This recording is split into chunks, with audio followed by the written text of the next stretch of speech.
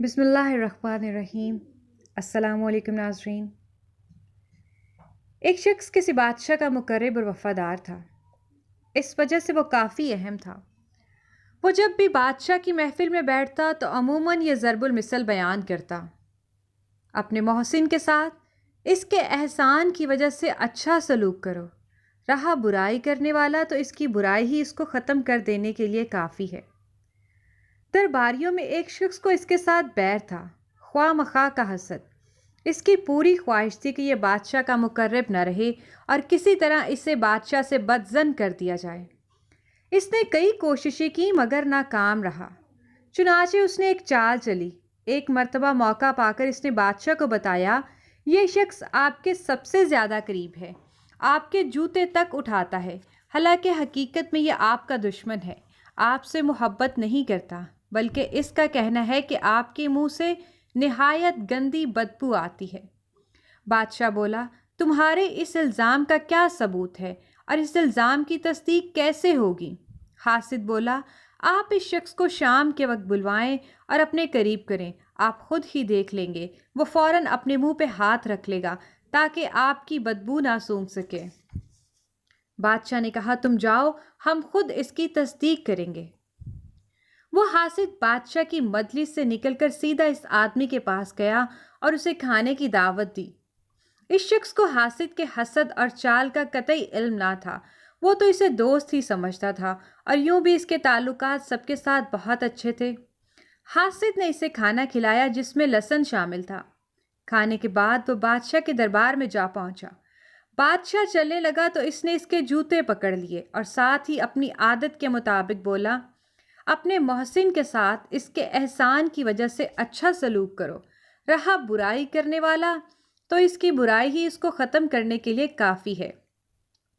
بادشاہ نے اس سے کہا، ذرا میرے قریب آؤ۔ جب وہ بادشاہ کے قریب ہوا تو اس نے اپنے منہ پہ ہاتھ رکھ لیا تاکہ بادشاہ اس کے منہ سے لہسن کی بو نہ سونگھ لے۔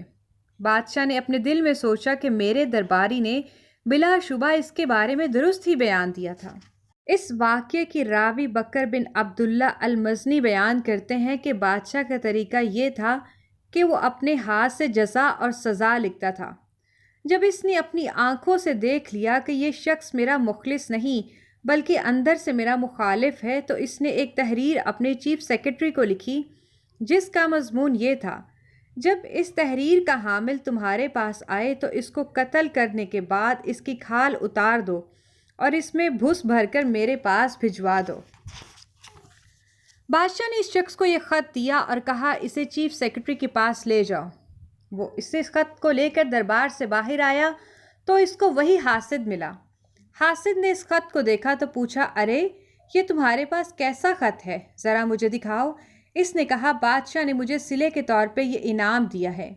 اس حاسد نے اصرار کیا، خط مجھے دے دو۔ اس شخص نے کہا، یہ رہا خط، یہ تمہارا ہو گیا۔ اس نے خط لیا اور خوشی خوشی چیف سیکرٹری کے پاس جا پہنچا۔ اس نے خط کو کھولا تو کہنے لگا، اس خط میں لکھا ہے کہ میں تمہیں ذبح کر کے اس کی کھال اتار کر بادشاہ کے پاس بھجواؤں۔ وہ حاسد بولا، نہیں نہیں، یہ خط میرے لیے نہیں ہے بلکہ میرے فلاں دوست کا ہے، غلطی سے میں نے لے لیا ہے۔ چیف سیکرٹری بولا، دیکھو اب تم یہاں سے نہیں جا سکتے، خط میں واضح طور پہ ہدایات ہیں کہ جو بھی اس کا حامل ہے اس کو قتل کر کے اس کی کھال میں بھس بھر دو۔